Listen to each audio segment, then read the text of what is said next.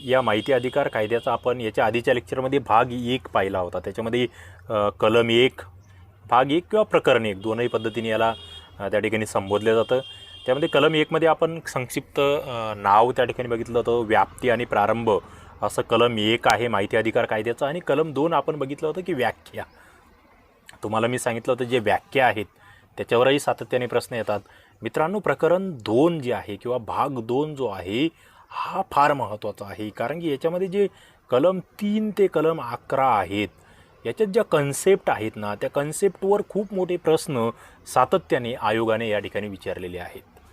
मग प्रकरण 2 किंवा भाग 2 काय आहे, तर माहितीचा अधिकार आणि सार्वजनिक प्राधिकरण जे आहेत त्यांच्यावरील आबंधने कोणती आहेत, त्यांची नेमकी कर्तव्ये कोणती आहेत, त्यांना कोणत्या गोष्टी करायच्या आहेत, हे सगळं या प्रकरणामध्ये आहे।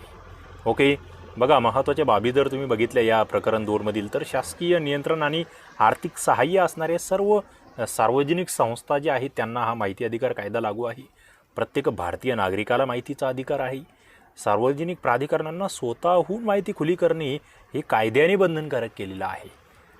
माहिती पुरवण्याची प्रक्रिया सुलभ गतिमान व्यवस्था उभारायची हे कायद्याने बंधनकारक आहे। आणि माहितीबाबत जर एखादी व्यक्ती समाधानी नसेल तर तिला अपील करण्याचा अधिकार आहे। याच्यासाठीचा जो हा माहिती आयोग आहे जो की स्वतंत्र आहे, स्वायत्त आहे, हे आपलं माहीत असलं पाहिजे।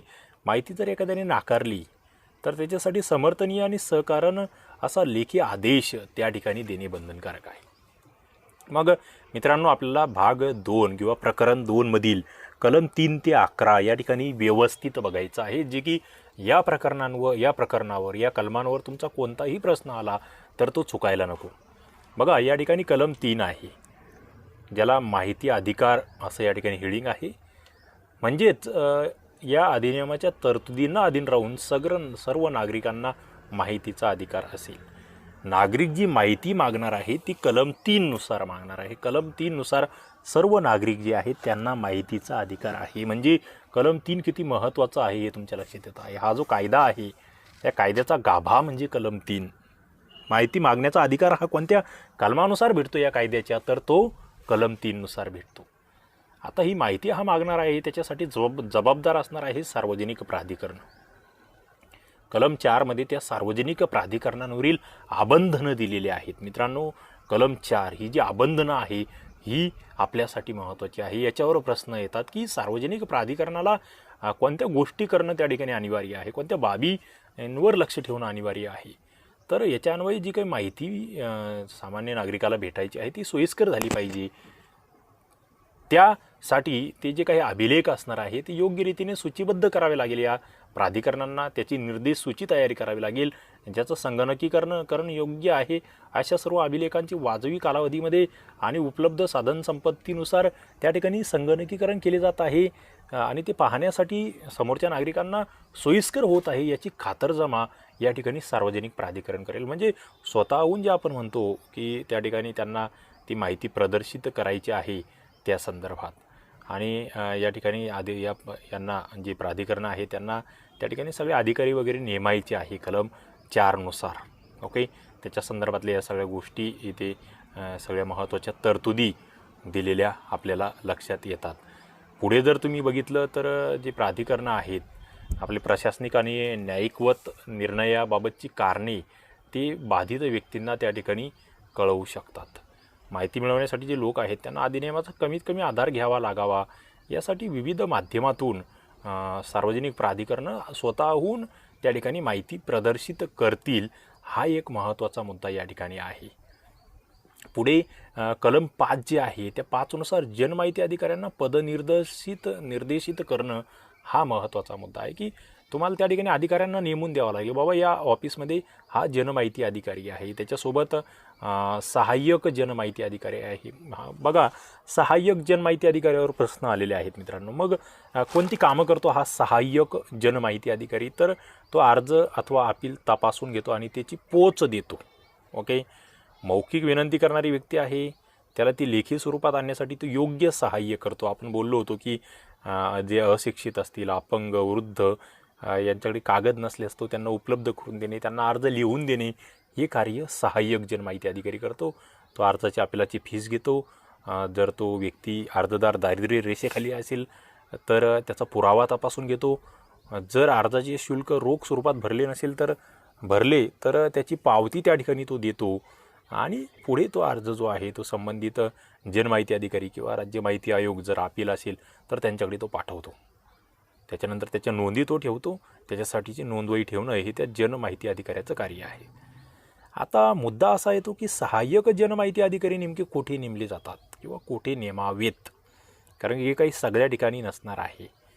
बघा, एखादं सार्वजनिक प्राधिकरण आहे, त्याचा विस्तार जर एका शहरातील अनेक शाखांकडे असेल किंवा वेगवेगळ्या शहरात सुद्धा असेल तर अशा ठिकाणी हा सहाय्यक जनमाहिती अधिकारी नेमला जाऊ शकतो. हा एक महत्त्वाचा मुद्दा इथे आपल्या लक्षात येतो आहे. त्याच्यानंतर पुढे जर तुम्ही बघितलं तर माहिती पुरवण्याची जबाबदारी नेमकी कोणाची राहील, मग इथे सहाय्यक जनमाहिती अधिकाऱ्याची की जनमाहिती अधिकाऱ्याची, हा या मुद्द्यावर प्रश्न आलेले आहेत. माहिती पुरवण्याची जबाबदारी जी आहे ती कायद्यानुसार पूर्णपणे फक्त जनमाहिती अधिकारी यांची राहील. मग त्याच्यामध्ये माहिती नाकारणे, विलंबाने पुरवणे, चुकीची आणि दिशाभूल करणारी माहिती देणे इत्यादीसाठी पूर्णतः त्या ठिकाणी जनमाहिती अधिकारी जबाबदार राहील. आपल्याला माहीत आहे जो अर्ज प्राप्त झालेला आहे त्या दिवसापासून 5 दिवसाच्या आत त्या ठिकाणी त्या जनमाहिती अधिकाऱ्याकडे तो अर्ज देणे त्या सहाय्यक माहिती अधिकाऱ्याला आवश्यक राहील. पुढे जर बघितलं त्याने जर ते बंधन पाळलं नाही तर त्याच्यावर दंडात्मक कारवाई त्या ठिकाणी होऊ शकते सहाय्यक जनमाहिती अधिकाऱ्यावर. हाही महत्त्वाचा मुद्दा या ठिकाणी आहे. पुढचा कलम 6 फार महत्त्वाचा आहे अर्जदारासाठी. मित्रांनो, आपण बघितलं कलम 3 नुसार तुम्हाला अर्ज करता येतो, माहिती मागता येते, पण ती माहिती कोणत्या कलमानुसार मागायची? तुम्हाला माहितीचा अधिकार कलम 3 नुसार आहे, ओके.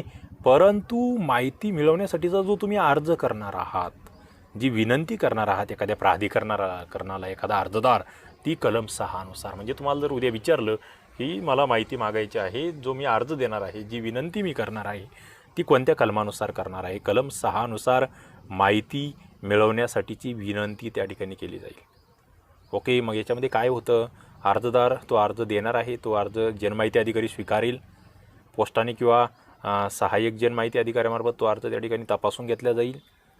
त्याच्यानंतर मौखिक विनंती करणारी व्यक्ती असेल तर त्याचा तो लेखी स्वरूपात त्या ठिकाणी अर्ज करून घेतला येईल. दारिद्र्यकालीन शुल्क वगैरे या सगळ्या बाबी त्या ठिकाणी नोंद होतील, ओके.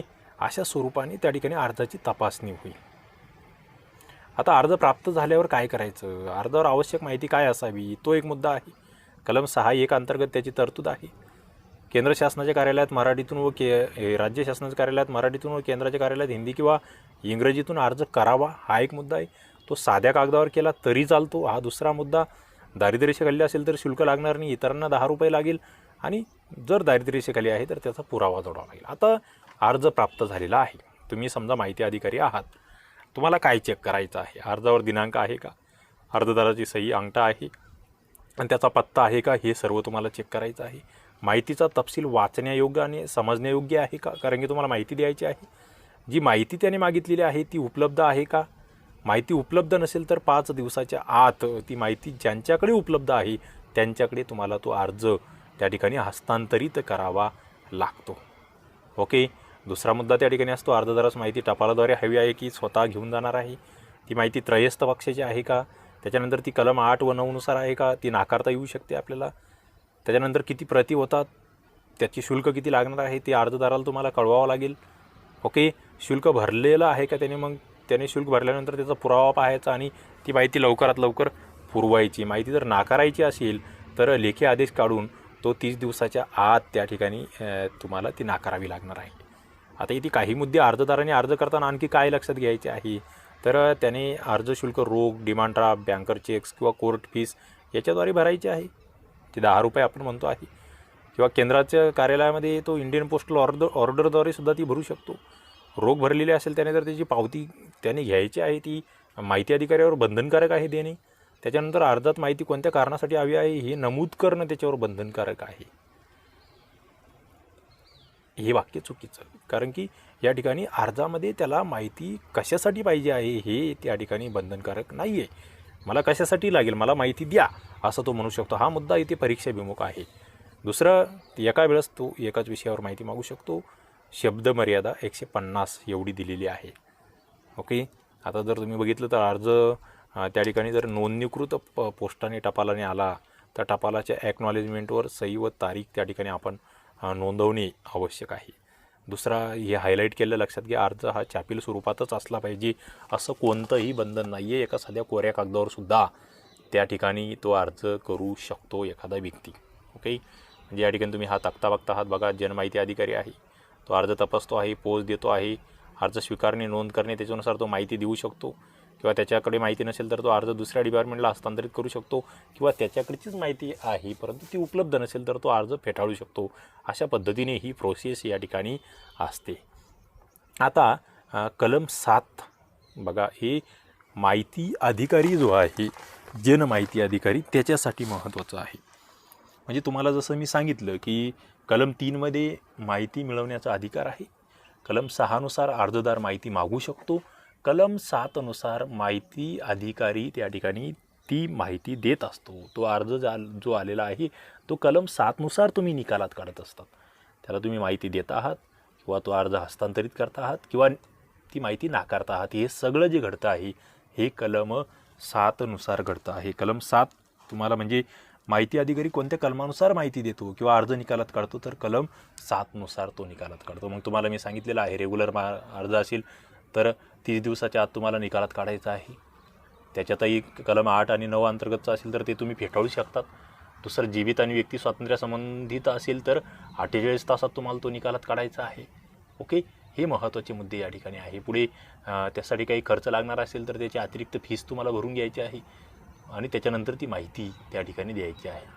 आता माहिती तुम्ही कोणकोणती देऊ शकता, त्यासाठी शुल्क कसं लागू शकतं तर बघा, अर्जाचं शुल्क सरळ सरळ आहे 10 रुपये.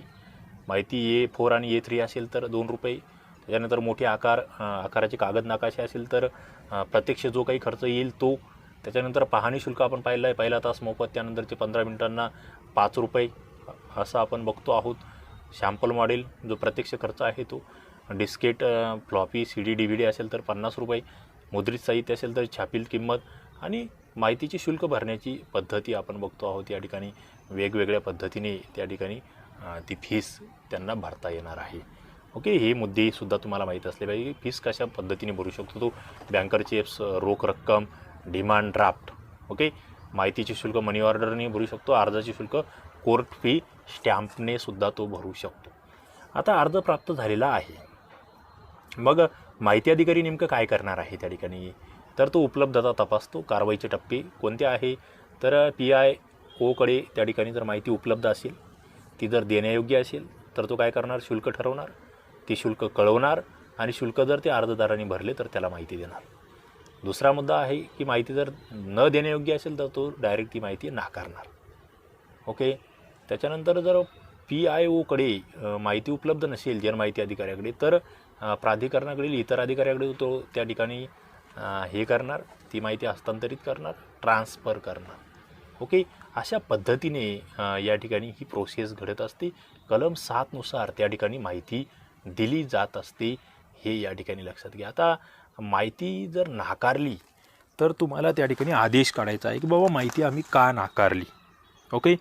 माहिती नाकारण्यासाठी सुस्पष्ट आदेश तुम्हाला काढावा लागेल. मग तो कशा स्वरूपाचा असला पाहिजे तर त्याच्यामध्ये थोडक्यात वस्तुस्थिती तुम्ही मांडली पाहिजे. विचारार्थ मुद्दे, कोणत्या मुद्द्याच्या याच्यानुसार तो नाकारला, कारणं, कलम, नियम त्याच्यात दिले पाहिजे. माहितीची उपलब्धता होती का नव्हती, ती देण्याची योग्यता अयोग्यता काय आहे, त्याच्यासाठीचं न्याय आणि रास्त कारण काय आहे नाकारण्याचं, पूर्वग्रह कमी करणारे विवेचन त्याच्यामध्ये असले पाहिजे, ते अभ्यासपूर्ण असले पाहिजे आणि स्वयंस्पष्ट असं विवेचन असलं पाहिजे. जर तुम्ही माहिती नाकारता आहात तर त्याच्या संबंधीचा आदेश असला असा पाहिजे. आता दुसरा मुद्दा इथे आहे की व्यापक प्रमाणात माहिती मागितली एखाद्या व्यक्तीने, खूप मोठी बाबा म्हणून मी ती नाकारतो आहे, हे तुम्हाला चालणार नाही. ओके. ते तुम्ही कारण देऊ शकत नाही की ती खूप मोठी माहिती आहे, मग खूप वेळ जाणार आहे माझा, असं तुम्ही म्हणू शकत नाही. ती माहिती तुम्हाला द्यावीच लागणार आहे. अशा पद्धतीने कलम 7. आता कलम 8 मित्रांनो पुढचं आहे की तुम्ही जी माहिती देता आहात त्याच्यामध्ये काही माहिती तुम्ही देणार नाही, म्हणजे माहिती देण्याचा अपवाद, त्याला माहिती प्रकट करण्याबाबत असं शीर्षक आहे की काही माहिती अशी असणार आहे की ती तुम्हाला नागरिकाला देणे बंधनकारक नसणार आहे. ओके. मग कोणती माहिती आहे अशी? कलम 8 फार महत्त्वाचं आहे मित्रांनो. कलम 8वर तुम्हाला प्रश्न येतात, कारण की हा अपवाद आहे. कलम 8 आणि 9. कलम 8चं हे कलम 8(1) नुसार तुम्हाला काही माहिती आहे की जी देणं बंधनकारक नाही आहे. कोणती? तर भारताचं जे सार्वभौमत्व आहे, एकात्मता आहे, राज्याची सुरक्षा, युद्धतंत्रविषयक वैज्ञानिक आणि आर्थिक हितसंबंध, परकीय राज्याबरोबरचे संबंध यांना बाधा पोहोचेल, अपराधाला चेतावणी मिळेल अशी माहिती जी आहे ती तुम्ही त्या ठिकाणी प्रकट करणार नाही. त्यानंतर कोणतंही न्यायालय आहे किंवा न्यायाधिकरण आहे यांनी प्रकाशित करण्यामध्ये स्पष्टपणे मनाई केली आहे किंवा जी प्रकट केल्यामुळे न्यायालयाचा अवमान होऊ शकतो अशी माहिती तुम्ही नाकारू शकतात किंवा ती देणं तुमच्यावर बंधनकारक नाही आहे. त्याच्यानंतर जी माहिती प्रकट केल्याने संसदेच्या किंवा राज्य विधिमंडळाच्या विशेष अधिकाराचा भंग होईल अशी माहितीसुद्धा या ठिकाणी देणे बंधनकारक नाही आहे.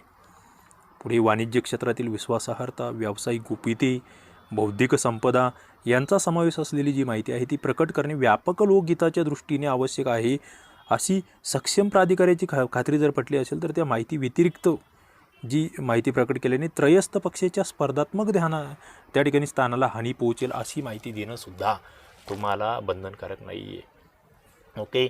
त्याच्यानंतर जी माहिती प्रकट करणे व्यापक हिताच्या दृष्टीने आवश्यक आहे अशी प्राधिकाऱ्याची खात्री पटली असेल त्या माहिती व्यतिरिक्त एखाद्या व्यक्तीच्या विश्वासाश्रित संबंधामुळे तिला ती माहिती उपलब्ध असेल ती माहिती तुम्हाला देता येणार नाही.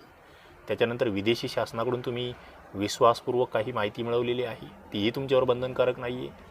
जी माहिती प्रकट केल्याने एखाद्या व्यक्तीच्या जीविताला, शारीरिक सुरक्षिततेला जर धोका निर्माण होत असेल किंवा कायद्याची अंमलबजावणी करण्यासाठी सुरक्षा प्रयोजनासाठी विश्वासपूर्वक दिलेल्या माहितीचा स्रोत किंवा किल्ले सहाय्यक ओळखता येईल अशी माहिती असेल तर ती त्या ठिकाणी तुम्हाला बंधनकारक नाही आहे देणे. त्याच्यानंतर ज्या माहितीमुळे अपराध्यांचा तपास करणे किंवा त्यांना अटक करणे किंवा त्याच्यावर खटला दाखल करणे याच्यामध्ये जर अडथळे येत असेल तर अशी माहितीसुद्धा तुम्ही त्या ठिकाणी नाकारू शकतात. पुढे मंत्रिमंडळाचे कागदपत्रे असतील, मंत्रिपरिषद, सचिव, अधिकारी यांच्या विचार विमर्शाचे अभिलेख असेल ही सुद्धा माहिती तुमच्यावर बंधनकारक नाही आहे. ओके. तर अशा पद्धतीने या माहिती संदर्भातले हे मुद्दे आहे. पुढे याला परंतु जोडलेला आहे की मंत्रिपरिषदेचे निर्णय, त्याची कारणे, ज्या आधारावर ते निर्णय घेण्यात आले होते ती सामग्री ही निर्णय घेतल्यानंतर ते प्रकरण पूर्ण झाल्यानंतर किंवा समाप्त झाल्यानंतर त्या ठिकाणी जाहीर करण्यात येईल. मित्रांनो, या ठिकाणी आणखी एक मुद्दा आहे की काही गोष्टी तुम्हाला इथे तुम्ही प्रकट करू शकतात. ओके. ज्या की व्यापक हित संबंधाच्या आहेत अशा गोष्टी मात्र तुम्हाला प्रकट करता येतात हे लक्षात घ्या. या ठिकाणी जे आहे 8(2) याच्यामध्ये शासकीय गोपनीयते अधिनियम 1923चा उल्लेख आहे. त्याच्या पोटकलम 1 नुसार अनुज्ञेय असले कोणतेही अपवाद यामध्ये अंतर्भूत असले तरी माहिती प्रकट केल्याने जर लोकहित हे जे आहे ते खूप मोठ्या प्रमाणात साध्य होत असेल, जे की ज्याच्यातून जी हानी होणार आहे त्याच्यापेक्षा जर लोकहित जास्त असेल तर अशी माहिती तुम्ही त्या ठिकाणी पाहण्यास देऊ शकतात. ओके. त्याच्यानंतर पुढे मुद्दा असा आहे की एखादी माहिती आहे जी 20 वर्षापूर्वीची आहे. ओके. तर ती माहिती तुम्ही त्या ठिकाणी पुरवू शकतात. तो एक मुद्दा तुम्हाला लक्षात ठेवायचा आहे. आता या ठिकाणी लोकहित कशाला म्हणायचं हा मुद्दा आहे की बाबा तुम्ही म्हणतायत की एखादी माहिती देणं अनिवार्य नाही आहे परंतु त्याच्यातून व्यापक हित, लोकहित साध्य होतं आहे. तर व्यापक हित, लोकहितामध्ये सर्वसामान्यांचे कल्याण असले पाहिजे.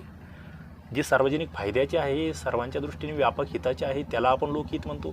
ज्याच्यातून सामाजिक स्वास्थ्याला काही प्रॉब्लेम येणार नाही आहे, नागरिकांच्या कायदेशीर हक्काचे संरक्षणच होते आहे, जे वैयक्तिक नाही आहे आणि नागरिकांच्या कायद्याच्या हिताचे आहे, अशा गोष्टी तुम्ही लोकहितामध्ये घेऊ शकतात. अशा पद्धतीने आपण बघतो आहोत कलम 8 जे की अपवाद आहे, व्यवस्थित तुम्हाला करून ठेवावं लागेल. पुढे आहे कलम 9 विवक्षित प्रकरणामध्ये माहिती देण्यास नकार देण्याची कारणे. बघा, एखादी माहिती पुरवण्याच्या विनंतीमुळे जर राज्याव्यतिरिक्त अन्य एखाद्या व्यक्तीच्या कॉपीराईटचे उल्लंघन होत असेल, कलम 8च्या तरतुदींना बाधा येऊ न देता यथास्थिती केंद्रीय जनमाहिती अधिकाऱ्याला किंवा राज्य जनमाहिती अधिकाऱ्याला अशी माहिती पुरवण्याची विनंती नाकारता येईल. हा एक महत्त्वाचा मुद्दा आहे. त्याच्यानंतर कलम 10 आहे ज्याला पृथक्करणीयता आपण म्हणतो. म्हणजे बघा, एखादी माहिती आहे मोठ्या स्वरूपात, त्यातली विशिष्ट एका भागातली माहिती तुम्ही देऊ शकता. जर त्याच्यामुळे काही प्रॉब्लेम होत नसेल तर त्याला पृथक्करणीयता असं आपण म्हणतो. म्हणजे मागणी करण्यात आलेली जी माहिती आहेत त्याच्यापैकी विशिष्ट भाग तुम्ही त्या माहितीचा त्या ठिकाणी प्रकट करू शकतात. ओके. पृथक्करणीयता या ठिकाणी जर तुम्ही बघितलं कलम 8 आणि कलम 9 याच्यातला माहितीचा भाग जो की अर्जदारास तुम्ही माहिती देऊ शकतात. त्याच्यामधला माहितीचा भाग तुम्ही पृथक करू शकता. त्याचे कारणे, शुल्क, अपील प्रक्रियेसंबंधीचा तपशील या गोष्टी त्यात येतात. आता कलम 11 आपल्यासाठी आहे, ती म्हणजे त्रयस्थ पक्षाची माहिती. मित्रांनो, हा एक परीक्षेभिमुख मुद्दा या ठिकाणी आहे. त्रयस्थ पक्ष म्हणजे काय यावर आपण याच्या आधी चर्चा केलेली आहे. बघा, थोडंसं या ठिकाणी हे कलम जर तुम्ही व्यवस्थित अभ्यासलं तर तुम्हाला आणखी चांगलं कळेल. या अधिनियमाद्वारे केलेल्या विनंतीवरून जेव्हा यथाशक्ती एखाद्या केंद्रीय जनमाहिती अधिकाऱ्याला किंवा राज्य जनमाहिती अधिकाऱ्याला त्रयस्थ पक्षाशी संबंधित माहिती किंवा त्याच्याकडून पुरवण्यात आलेली त्या त्रयस्थ पक्षाकडून गोपनीय समजली जाणारी कोणतीही माहिती किंवा अभिलेख किंवा त्याचा भाग पुरवायचा असेल, तेव्हा यथास्थिती तो जे काही माहिती अधिकारी आहे तो विनंती करण्यात आल्याच्या 5 दिवसाच्या आत त्याबाबत जो काही त्रयस्थ पक्ष आहे त्याला तो नोटीस देईल आणि त्याला विचारेल की बाबा ही माहिती आम्ही द्यावी की नाही द्यावी. ओके, त्याचं निवेदन तो आधी घेईल आणि त्यानंतर ती माहिती देण्याबाबतचा तो विचार त्या ठिकाणी करेल. म्हणजे बघा, या ठिकाणी हा अर्जदार आहे, हा जनमाहिती अधिकारी आहे. अर्जदाराने याला माहिती मागितलेली आहे पण ती याच्याबद्दल मागितलेली आहे. ओके, मग याच्याकडून माहिती जेव्हा याच्याकडे येतो अर्ज, तेव्हा हा याला विचारतो की बाबा अशी अशी माहिती द्यायची आहे. ओके, तुमचं मत काय? आणि मग त्या ठिकाणी जर ती समोरचा व्यक्ती आहे त्याचं जर या ठिकाणी व्यावसायिक किंवा वाणिज्यिक गुपितांचं काही नुकसान होत असेल तर कदाचित ती व्यक्ती त्या ठिकाणी ती माहिती देण्यास नकार देऊ शकते. अशा पद्धतीचे मुद्दे या ठिकाणी तुम्हाला त्रयस्थ पक्षाबाबतीत लक्षात ठेवावे लागतात. ओके, त्रयस्थ पक्षाला तुम्ही नोटीस 11(1) नुसार देऊ शकतात. त्याचे निवेदन 11(2) नुसार तुम्हाला घेता येते. त्रयस्थ पक्षास घेतलेल्या निर्णयाची सूचना देणे 11(3) नुसार तुम्ही करू शकतात. आता त्रयस्थ पक्षाने जर अपील केलं त्या ठिकाणी बाबा अशी माहिती देऊ नये तर तुम्हाला निर्णयाची वाट पाहावी लागेल. त्रयस्थ पक्षाने जर अपील केलं नाही तर तुम्ही त्या ठिकाणी ती माहिती समोरच्या व्यक्तीला देऊ शकतात. अशा पद्धतीचा हा मुद्दा या ठिकाणी आहे. आता पुढचा मुद्दा इथे आहे याच कलमांना धरून की पत्रव्यवहार करताना काय दक्षता घ्यावी. तर पत्रव्यवहारातील भाषा ही सौजन्यपूर्ण असली पाहिजे. अर्जदारांना मार्गदर्शक ठरेल अशी भाषा ती असावी. तुम्ही जेव्हा अर्जदाराला पत्र लिहिता आहेत, मौखिक विनंती केलेली व्यक्ती आहे त्याला लेखी स्वरूपात आणण्यासाठी तुम्ही सहाय्य दिले पाहिजे. ओके, इतर सगळ्या बाबी ज्या आहेत, पत्रव्यवहाराचा पूर्ण पत्ता तुम्ही त्याच्यावर टाकलेला असला पाहिजे. त्या पत्रामध्ये तुम्ही इतर जे काही अपिली अधिकारी वगैरे आहे यांचे सगळ्या डिटेल्स दिले असले पाहिजे की बाबा माझ्याकडचा निर्णय जर तुम्हाला मान्य झाला नाही तर तुम्ही वरती कोणाला या ठिकाणी अपील करायचं आहे ते सगळं त्याच्यात तुम्हाला द्यावं लागतं. आणि अर्ज असे जर केलेले असेल तुम्ही तर त्या ठिकाणी जलद पद्धतीने त्या समोरच्या व्यक्तीला संपर्क साधता येईल. असे हे मुद्दे मित्रांनो प्रकरण 2 मधील आपल्याला या ठिकाणी बघता येतात. कलम 3 ते 11 मला वाटतं अत्यंत सुस्पष्टपणे आपण डिटेलमध्ये या ठिकाणी बघितलेलं आहे. नक्कीच तुम्हाला परीक्षामध्ये या मुद्द्यांचा खूप मोठा फायदा होणार आहे आणि तुमचे मार्क्स या ठिकाणी जाणार नाही. मित्रांनो, आपण अशाच पद्धतीने हा पूर्ण कायदा या ठिकाणी कव्हर करणार आहोत. आपला भाग 1 आणि भाग 2 म्हणजे कलम जवळपास 11 कलमं कव्हर झाली आहेत. आपली एकूण 31 कलमं आहेत. पुढच्या 2-3 लेक्चरमध्ये हे सगळे घटक आपल्याला कव्हर करायचे आहेत. तर चला या ठिकाणी आपण थांबूया. धन्यवाद.